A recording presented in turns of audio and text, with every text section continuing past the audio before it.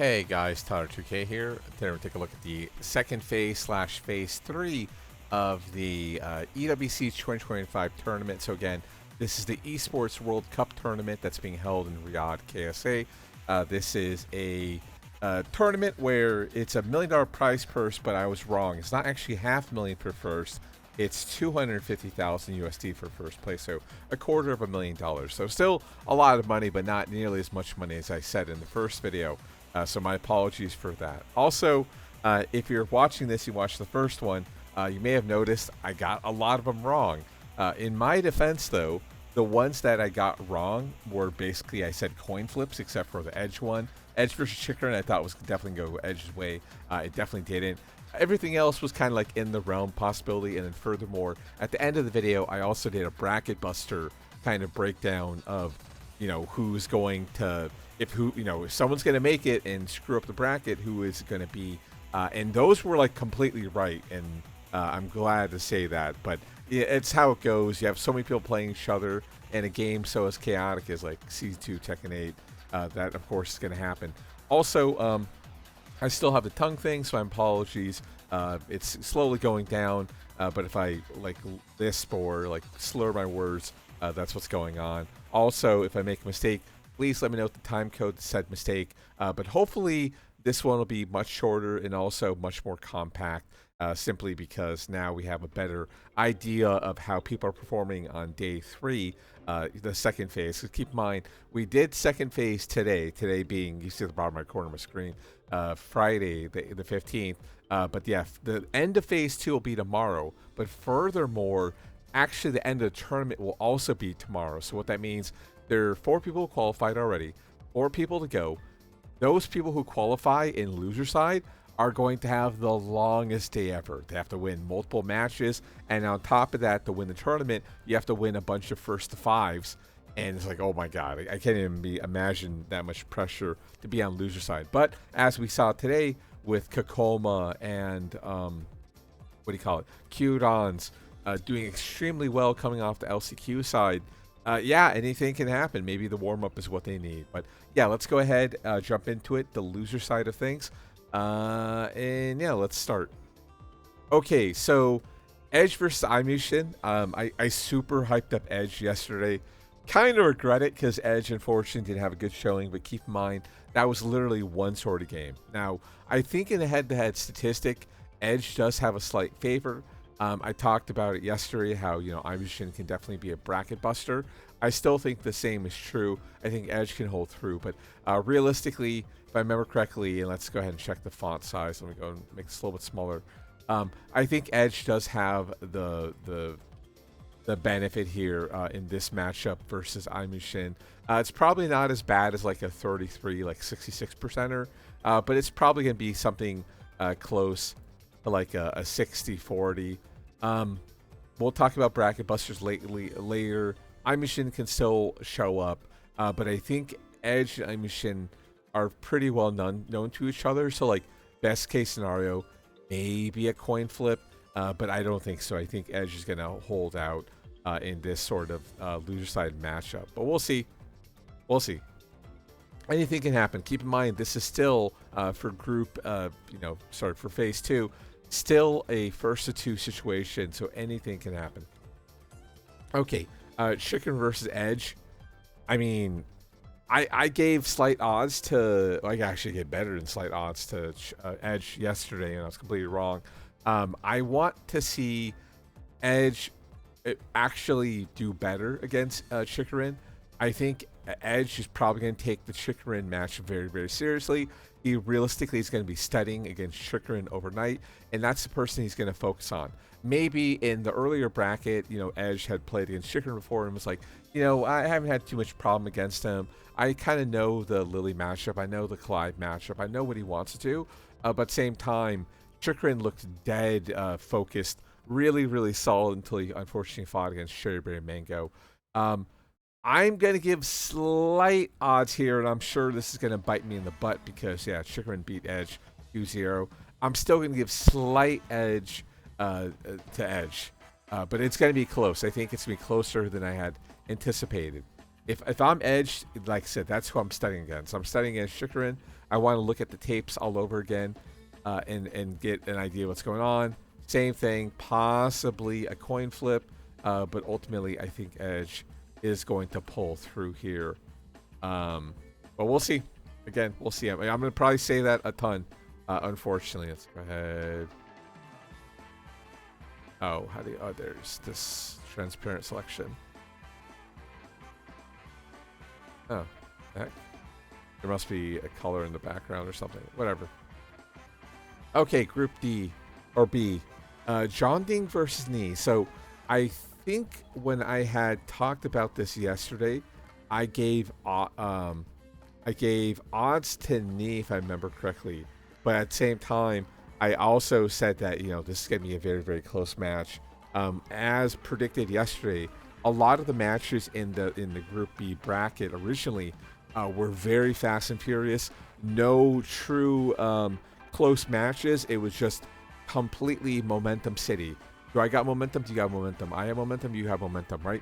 Super back and forth. Even though these were like 1-2, 2-1 victories, these were all like 3-1s. None of them were better than like a 3-1, if I remember correctly.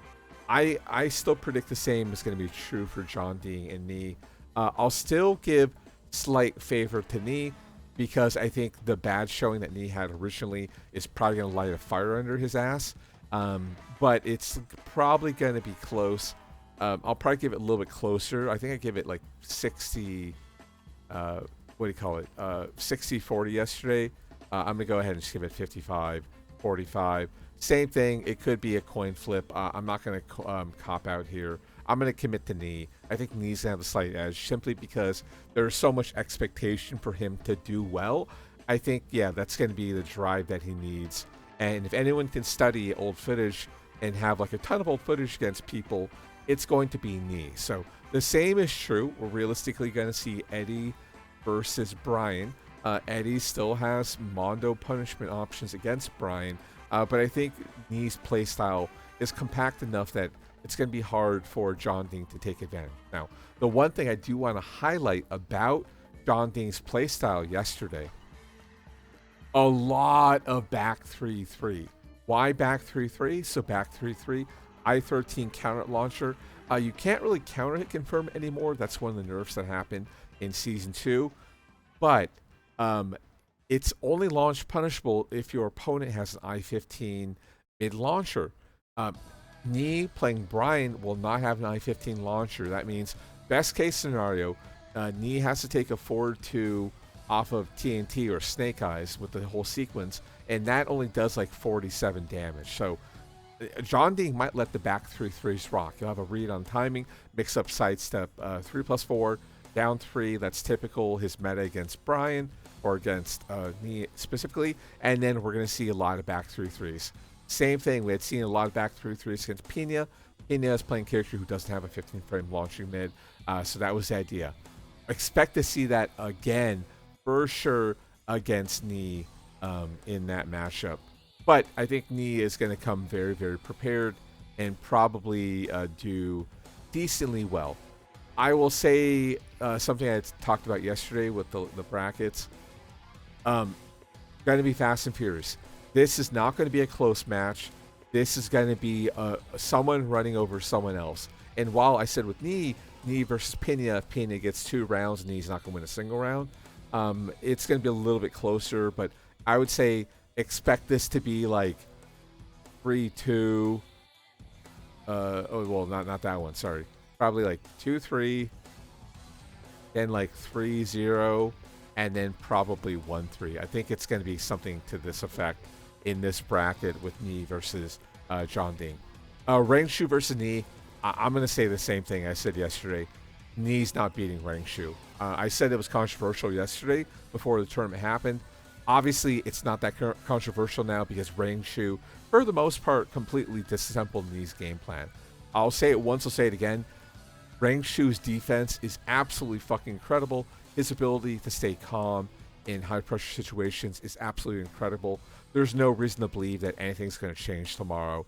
I want to give it like a 70-30, but I'm going to be a little bit nicer to Knee, and I'm going to put this on like a 66-33. I have no expectation of me being able to pull it back against Ring Shu. So I'm not going to cop out and say, anything can happen this time. No, I think Ring Shu is just so hyper dominant, especially in these high pressure tournaments. He didn't have the best showing against Pina, who was his teammate, for Vrel Donuts, if there's still donuts. But he remains super, super calm otherwise. And I think Ring Shu is going to beat Ni in the double jeopardy, realistically. Okay, here. Arslan versus Ulsan. The only saving factor here, and unfortunately we got kind of the unconfident, second guessing himself Ulsan yesterday. I can't see Ulsan pulling it through. He had a great showing day one, but his day two was, let's be honest, absolutely horrendous.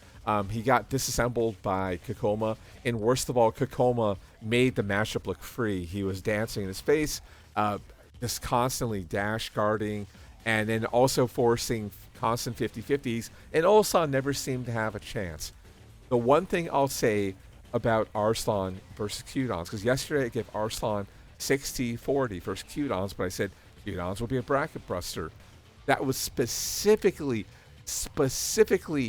when I said that Arslan would pick Nina, and I said the same thing. If Arslan doesn't pick Nina, if he forces Anna, he's putting himself so behind, and it might cost him like $250,000. And then what happened? Arslan picked Anna. Qdons looked super comfortable against him. Arslan honestly never stood a chance. If Arslan picks Nina tomorrow versus Ulsan, there's almost no chance Ulsan's going to pull this through. With that being said, there's always the remote chance that he still picks Anna, and I really, really hope for his bank account he doesn't. Because if he picks Anna, this is going to be closer to a coin flip. I think Ulsan, knowing that Atif, is one of the most dangerous players here, and arguably one of the best players, had that great showing at Evo America, right? You're going to be prepared for Anna. And what happens if you have a really good player playing Anna, but you're like super prepared, you're also good? Magic happens, right? You get these coin flips. If Arslan picks Nina, it's a 70-30, easy. 70-30, please, Arslan. And I know he tweeted it earlier. Please don't pick Anna against Ulsan at the, later in the tournament versus Kokoma. You can let it rock, but please don't pick it here. Okay, Kokoma had a great showing yesterday. Unfortunately for Kokoma, Arslan is one of those bracket demons for him. Same thing, never the bride, always the bridesmaid. Arslan is one of those players who's always been holding him down. I'm going to give him slight favor or slight odds in Kokoma's favor. I would say this is probably going to be like a 33-66, possibly like maybe a 40. Depends on what Kokoma we get tomorrow. But I think it can't realistically be better than the 66. I think it's going to be heavily in Arslan's favor. Not as free as I would normally say from Kokoma's play yesterday, but I think at the end of the day, Arslan will persevere here. Okay, bracket D. Mongja versus Atif. I said the same thing yesterday. Mongja just has not been having a good showing. He kind of has felt, I hate to say it, like mentally defeated. He really can never find his footing. And even though we're in a 1-2, I think Atif's defense is going to hold up. Realistically, Mongja is not in a good, like I said yesterday, he got probably the worst bracket he could possibly have gotten, because not only is everyone here a demon against him, they all are used to his playstyle, and on top of it, you have one of the best in the world in the bracket. Again, throw him into any other bracket, Mongja would probably be in a better position. But no, unless Atif just completely shits the bed tomorrow, there's no chance Mongja's going to take it. The 1-2 is the only reason I'm going to give this a 70-30. If this was 1-3, I would give this like a 90% chance that Atif is going to clear fairly easily. Okay, so this is our actually. Is this our first? Oh no, we had the Ring Shoe versus Knee. I'm gonna say there have to be double jeopardies. I think mathematically, it's has to happen at this point. Mogul versus Atif. Mogul looked very clean, super clean. The only sort of issue though is we saw the crack in the armor versus Lowhigh, and what had happened in Lowhigh. Yeah, he started second guessing himself, making weirder reads, and a lot of like this Atif versus Mogul matchup was just from him turn stealing with general turn steal like Damek 1+2 off Starburst ideas, so on and so forth. I think today Atif will be better prepared. With that being said, and I think yesterday I gave this like heavy odds for Atif, if I remember correctly. I think this is probably gonna be our first and only true coin flip. Atif would be a fool to not study versus Mogul, right? Don't worry too much about Mongsha. Study your matchup from yesterday, see where you had failed against him, and then go from there. And if anyone can do it, anyone has that like mental prowess that all these players have, it's Rengshu, JDCR, and Atif. They're like the most mentally sound of like all the players at the tournament, and he has to hold it through. With that being said, this again is absolutely a coin flip. I have, to be honest, I have no idea who's going to win here. My heart of hearts, I'm going to stick with what I had said yesterday and give it to Atif, but it's going to be so close, and it's going to be really chaotic. Is my read. We're going distance. It's probably going to be something like, if I was to take a guess, 3-1, 1-3, and then like 2-3. I'll give again slight favor to Atif. But yeah, this is going to be close. And to be honest, at this point, flip a coin because you're going to be more accurate than I am right now. Because yeah, I'm giving a little bit of bias from how poor yesterday's showing was, but I think it's realistic. I think that's on the table here. Oh yeah, I cleaned up my desktop so I can actually just flip around stuff now. Okay, so let's see here. So I think it's going to be, we talked about yesterday, kind of crisscross applesauce. There's not going to be any double jeopardy. So again, this is just speculation because I don't know how the brackets work. I think it's going to be, as far as possible. So Edge versus Lowhigh. Rengshu, and let me copy this. Rengshu versus Qdons. Wow, that's gonna be a good fucking match. Whoa. Holy crap. Yeah, wow, that's gonna be an insane match. Okay, Arslan. And then he's Group C, so he would be. And then that would be what Atif be. Woo! God, this is a scary fucking bracket. Okay. I can't move it, so do this by hand. Yeah, this is, wow, this is a terrifying top 8. Yeah, this is like EWT all over again sort of shit. Wow.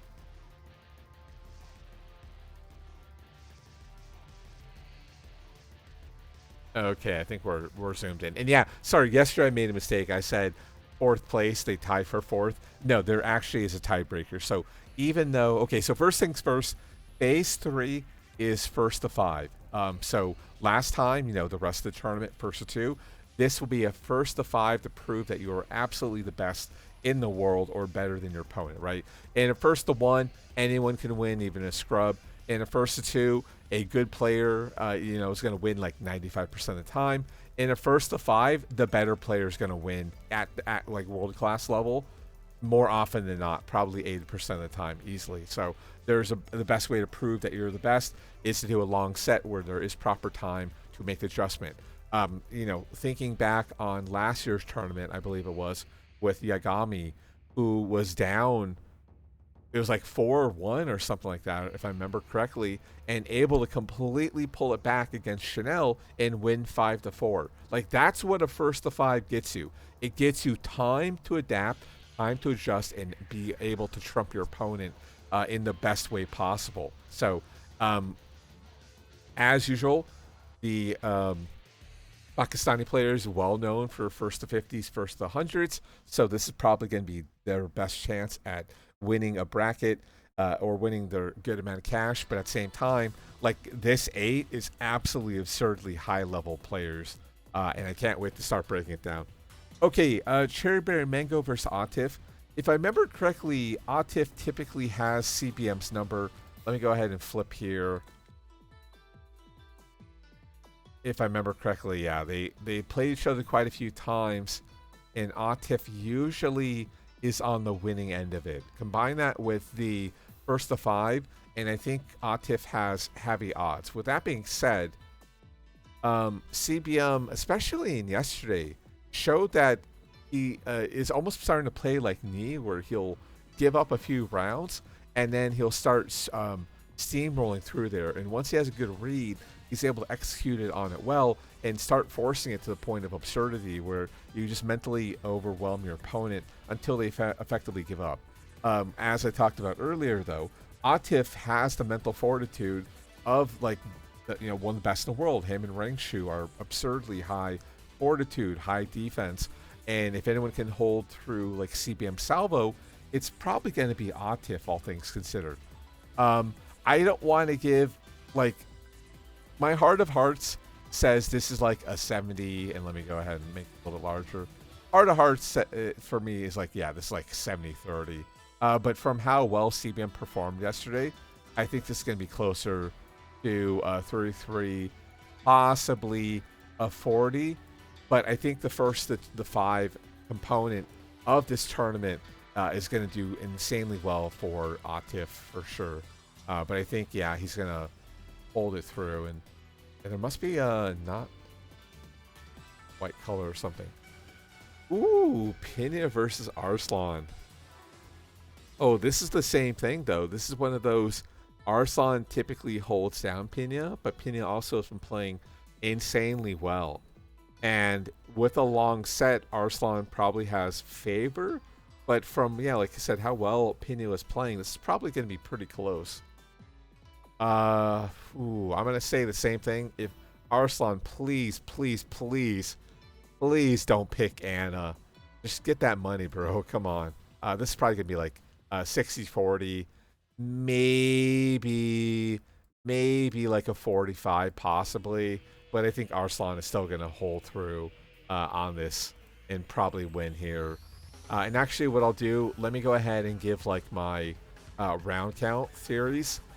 So I think, because yeah, this is like first to five, right? I think for CBN versus Atif, this is probably going to be like 5-2, maybe 5-3. Pinya versus Arslan. Okay, so this is one, two things that's going to happen.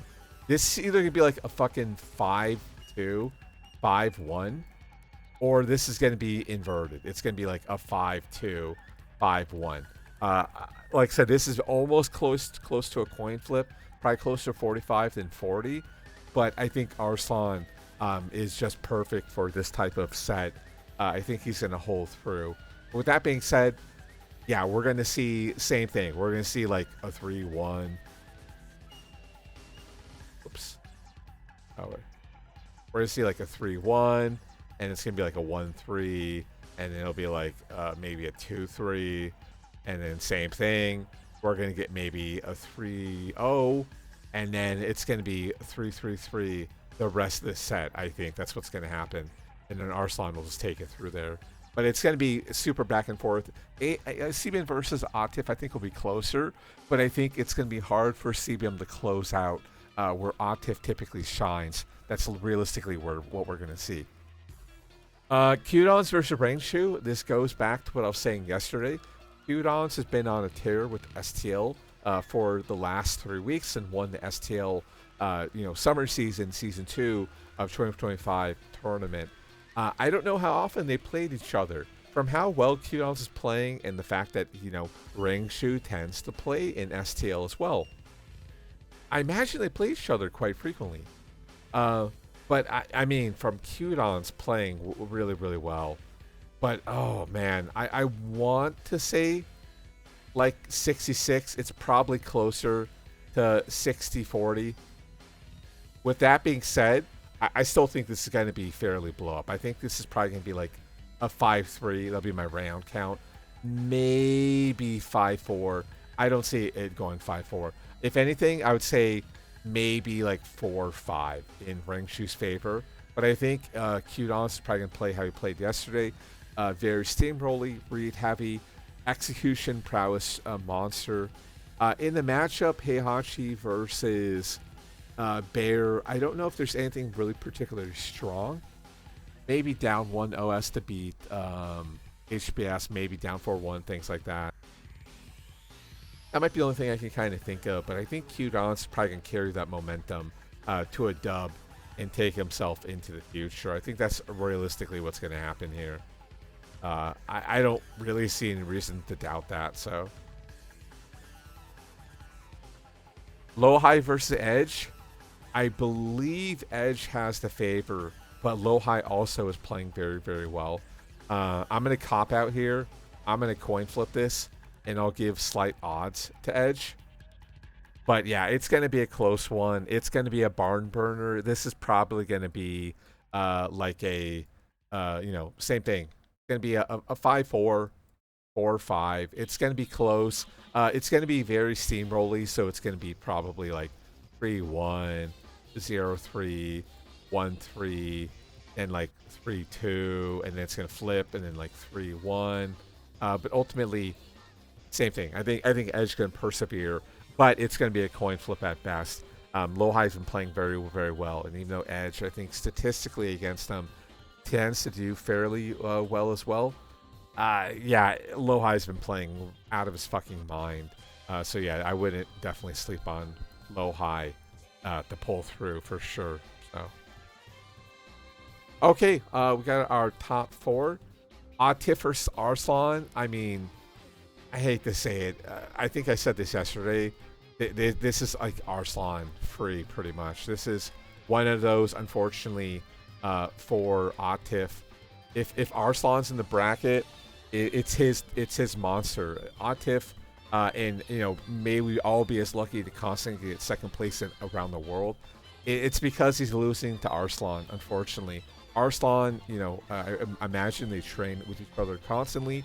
They play each other constantly. But Arslan has a really good read because of that on Atif's timing. And even though Atif tends to have a really good defense, his attack patterns become a little bit more predictable. And I think that's where Arslan tends to persevere and pull through. With that being said, it's probably going to be a closer match than I would give it credit for. It's probably going to be in the ballpark of like 5-3. But that's not going to be the whole story. Same thing. It's going to be steamrolly. It's going to be not close in the grand scheme of things. It's going to be like, like a 1-3, 3-0, 0-3. And then Arslan's going to take it. There might be in between like a really close game, like a 3-2. But I think at the end, it's going to be like a 1-3 to end the tournament. End the Arslan versus Atif kind of match. I think that's what's going to happen. Qdons versus Edge. I know for a fact that Edge has been STLing for a long time, so I imagine they play each other quite frequently, which by definition means that Qdons probably has a lot of experience against Edge. The good news for a player like Edge, picking Barong, that would give some credence to, being anti-Heihachi. I'm sure there's some really good options that Qdons will have to defer and do like weaker punishment in general. And that's something I've noticed Qdons kind of does. He will use like a lot of down forward 1, 2 options. Sorry, I hit my stick. I can't believe, again, my stick works on paint. But I think this will probably be properly close. But I'll still give proper odds to Qdons simply because the STL part of it. Possibly pointing, 40. But, this is going to be 5-3. I'll give him a little bit closer, maybe a 5-4. But I think ultimately Qdons will probably persevere here. Let me go ahead and just draw it this way for easier reading for people to skip around. But, yeah, I think it's going to be 5-4. But I think Qdons will of the matches he wins will be definitive, and the matches I think Edge win will be like skin of his teeth. But the mental of Cudons, I think, will hold up. He's a more seasoned, grizzled player, and while he does, when things stop going his way, he kind of starts becoming shaky. I think this long set format will heavily, heavily, heavily favor someone like Cudons. Ooh, now we come to the end of it here, huh? Oh man, this is gonna be a hell of a match. That's all I can think right now. Wow. Wow. Okay, first things first. Let's talk third place. Cause yeah, I'm letting it stew in my head. Oh my god, yo, if this was the first. Okay, I think fate dictates that this can't happen. But oh my god, could you imagine this? Okay, so if by some chance the gods are smiling on us tomorrow and we see Atif versus Edge, you know for a fucking fact that Atif is not going to pick Anna. Now, he might do a feeler, he might pick Anna game 1, but there's no chance he's playing all 5 wins through Anna. That's not going to happen. The question at that point, though, is who does Atif actually going to pick? Atif, being like a Mokujin player, will have a lot of characters at his disposal. But I don't know. I don't know who he's going to pick at the end of the day. Because I can't give him odds on him picking Anna, right? That's never going to happen. Oof, God. Okay, with this being a first of 5, a longer set, I'm going to give odds to Atif. From how well Edge played, it's probably close-ish to coin flip, but I think it's going to be coin flip because I think Atif game 1 might pick Anna. And I don't think... Okay, if he gets blown up game 1, he'll probably switch. If he... Let's talk about that. So, Anna... Let's do that. Amma. Question mark. Right? Well, that doesn't look good. Okay. Right? So, do you pick Anna and you possibly get blown up? Like I said, the worst case scenario would be this for Atif. Let's say Atif barely loses game 1. Let's say he gets 2-3, right? Edge's favor. Going to Edge. Then he sticks with Anna thinking, okay, maybe I'm having a good read on Edge time. And then what happens is all of a sudden, Edge takes game 2 and he blows you up. Now, Atif is in trouble. Like, oh shit, who do I pick, right? Do I do like the Arslan thing, switch to Anna or Nina? Sorry, do I go to Old Faithful? Do I play Fang against Arang, which is not a horrible matchup in my experience, but it's also a little bit shakier. Like, who at this point do you switch to, right?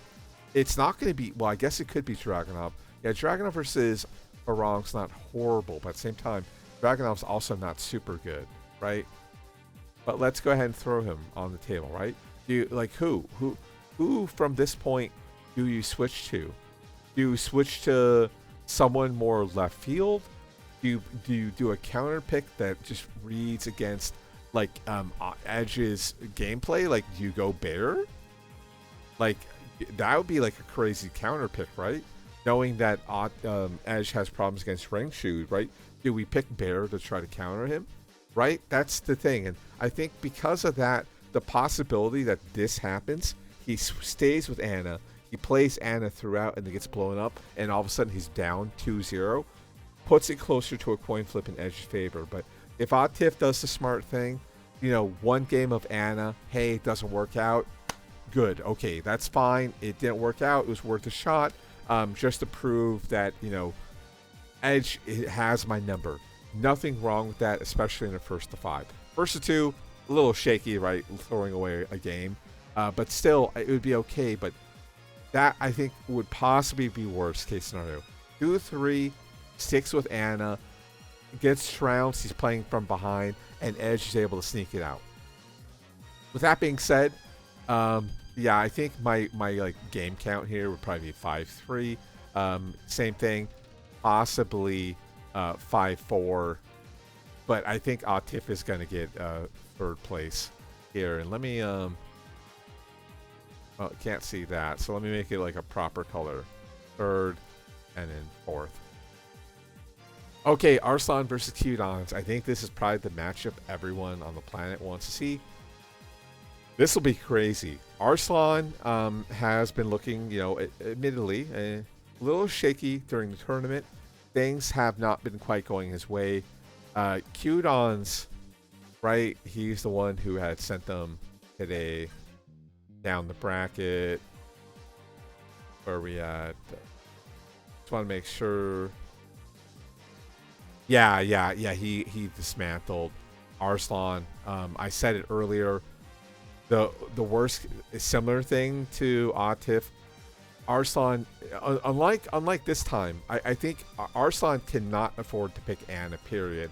Now, Qdons was doing a couple of really not great patterns, a lot of duck shabbing, a lot of churn stealing, not a lot of evasive churn steal, was kind of interesting for a character like Heihachi, but I think for the most part, those duck shabs can be readable. With that being said, I don't think that Arslan can afford to play Anna. I don't think, unlike Atif, I don't think because, you know, Atif's Anna, in my opinion, is so much better than Arslan's, I don't think he can afford to go down 2-0. If Arslan throws away 2 games early and then switches to Nina, even though Arslan time and time again has shown himself to steamroll after switching characters, I don't know if that's going to happen now. I think if that happens, if Qdons gets an early 0-2 lead, like let's say, you know, early 0-2, I think he's carrying it through. He's carrying it to like a 1-5, regardless of who Arslan picks. You know, maybe a 2-5, but this is only if Arslan goes for Anna. So, no. Please, Arslan, do not pick Anna tomorrow. Don't do it. It's absolutely not worth it. And if he picks Nina from the get-go, I think Arslan has favor here. With that being said, I think Qdons has been playing so incredibly well that this is going to be near coin flip. I'm going to give odds to Arslan for sure, but I think it's going to be more coin flippy, like I said yesterday, than people would tend to give it. Now, I initially yesterday said 60-40, but from how well Qdons was able to disassemble Arslan, I think the odds are a little bit more in his favor. But at the end of the day, 1st to 5, perfect setting for a Pakistani player. That's what's going to happen here. If I was to give a round count, if he plays Nina the whole time, I'm going to give him like a 5-3. I think it's going to be fairly dominant. I don't think Qdons will be able to overcome it. But if he does overcome it, it's going to be a fucking steamroll. It's going to be maybe the most free grand finals possible, which would be impressive against someone like Arslan. But at the end of the day, I don't see Arslan losing this most of the times. I think Arslan is going to persevere and get that first place. Only if he picks Nina from the get-go. And as talked about with his Twitter, he said, hey, maybe it's time to switch to Nina. Yes, it is. So if you were sandbagging Arslan, and I don't expect you to hear this, but if you're sandbagging and you were just putting yourself on the brink of elimination just to sneak beneath the radar, boy, you did it. Like, big time, you've done it. But at this point, get that money, bro. Get that $250,000, and it all starts with you picking Nina once again. Okay, so that's my prediction. If everything went to according to plan. But let's go ahead and go back to what we did yesterday and talk about bracket busters in general. So first things first, let's go ahead and talk about our top tier boys. So these are the players who are realistically going to be the favorites. So we will start there. And let me go ahead and put this down a little bit. So, okay, from these ones, Qdons, great fucking showing yesterday. Atif, Arslan. I'm still giving it to Rengshu. I think this is going to be our tier 1. Tier 2, and I will give it to Lohai. Ooh, man. Yesterday I gave Edge tier 1. I don't think I'm giving tier 1 today. And then Cherry Berry Mango. And that leaves our tier 3 as Edge and Pina. And actually, yeah, I kind of skipped ahead. So let's go ahead and talk Bracket Busters now. And let's do Dark Green. Same thing as yesterday. Like, if anyone can do it, it's gonna be iMusician. So he definitely has the possibilities, playing the perfect character versus 2 to be a bracket buster monster. And what I'll do underdogs. Ulsan. Oh man, I'm sorry, bro. Next year, hopefully he gets some strength. John Ding, I think, can still be a bracket buster. He was one of my like tier 2 favorites yesterday. But yeah, from how well he has been playing, you know, maybe yesterday was a bad day, and now it's like, okay, all business. I want to at least get myself into a top 8 or a top 4, where the money gets like significantly higher, and then aim for that ending there. Mangja, no, unfortunately not. Okay, so let's see here. Chikarin versus Edge. I mean, man, Chikarin played fairly well yesterday. And kind of similar thing, he's been kind of hot and cold. So Chikarin, I think, has a chance to bust. But I don't want to give him too much odds, simply because, you know, second place Evo or third place Evo. I don't know. I think he still needs to find his footing here. And actually, what I'll do. Yeah, we'll do our other in the second tier 1. So Knee, don't sleep on him. Mole Gold, don't sleep on him. Same thing. And what I'll do, I will give him bracket buster for Mole Gold. I definitely see him pulling this out. If he's able to beat Atif, I think there's a good chance he carries momentum all the way to top 4. Let's see, is there anyone else here on the lower end that it can bracket bust? No, I think everything else is pretty set in stone. Now, of the top 8, so let's go ahead and talk about, you know, the stripes now. Let's see, who has the best chance of bracket busting? Oh man, it's hard because, yeah, keep in mind, at this point, it's not really a bracket, is it? It's a tournament where it's a first to 5 single elimination. So you can't really bracket bust on a first to 5, where chaos is a big part of it. So I'll stick with these 3. I would say look out for Cudons, and I'll use the crown again today. Look out for Cudons. Look out for Arslan. If you fool to not look out for Arslan. I think similar boat. I think Rengshu has great chance of doing really well as well. And then Atif. Man, every time I say Atif is going to do well, he always, unfortunately, has problems. So maybe this will be the reverse curse. I'm not going to say Atif today, even though we gave him 3rd place. I'm not going to say Atif today because hopefully that means he'll do better tomorrow. I'm going to do like a little reverse commentary curse sort of thing.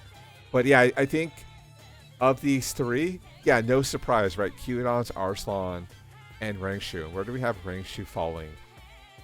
Okay, we had Rengshu getting top 8. But yeah, I can definitely see Rengshu pulling through in bracket busting for sure. And what I'll do, I'll make one final determination. And that final determination is like, if he is able to persevere, like this person's gonna really pull through.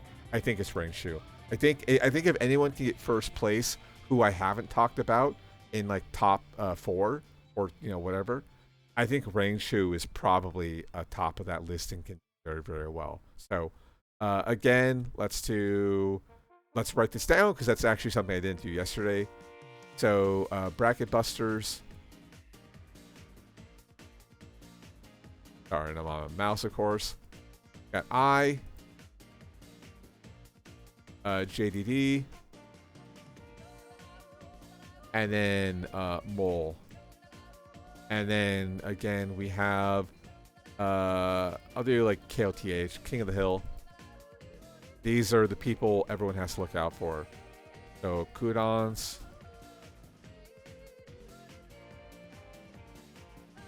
Arslan, and then Rengshu. God dang it. And then again, the very final determination, I'll say, you know what? Fuck it. I'm gonna say like Goat.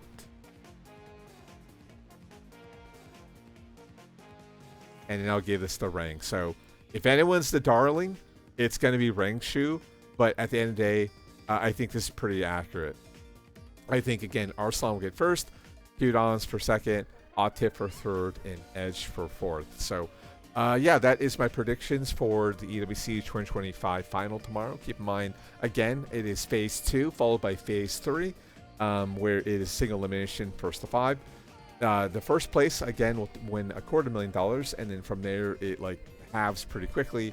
So you definitely want to win that first place to get that significant amount of money, and then points for your team. And I assume there's contract bonuses if your team wins. So speaking of which, I'll give a I'll give a what were you thinking? Question marks to Team Liquid. Team Liquid is in first place currently, but hey, who is in second place? But Team Falcons. Who's on Team Falcons? Well, we got Atif and Arslan. Kudons, who I think at this point is one of the favorites to win the tournament, got dropped by Team Liquid. Hopefully it was amicable. But hey, who's going to come bite you in the butt if you dropped Kudons? Now, that might cost you $5 million, Team Liquid. That would be a shame, sort of thing. So I might even cut this out. I don't know. I haven't decided yet. But boy, that's looking like maybe one of the biggest flubs of a roster drop ever, unfortunately. And yeah, maybe Team Falcons, who I believe won last year, might persevere if Arslan, you know, if like this prediction comes true, right? Falcons gets first place, Team Liquid would have got second place. That would lock out Tekken 8 as part of the points, right? So whatever. I mean, I guess Atif would get points to a third. You get points through 8th place, I believe, for team points. So whatever. Yeah, if I made a mistake, please let me know the time code that said mistake. Let me know if there's anyone you particularly disagree with, but I think this one will be a little bit more accurate because we have a better picture of everything that happened. Consider becoming a member. I have members only content that's available, and then also over the next month I'll be releasing like 5 members only videos. So if you want early access to those, because I'll release them at a later date, yeah, consider becoming a member to check those out. Apart from that, I think that's about it. I will probably cover top 8 because my tongue feels a lot better today. But we'll see. My throat also, I've had to mute it a couple times and cough and things like that. But hopefully I can cover top 8 for y'all. And then, yeah, we'll see who's going to win that $250,000. I can't wait to see it because last year was so incredible for sure. Okie dokie. I'll see you guys in the next video. I'll see you guys in the top 8 action. Later on.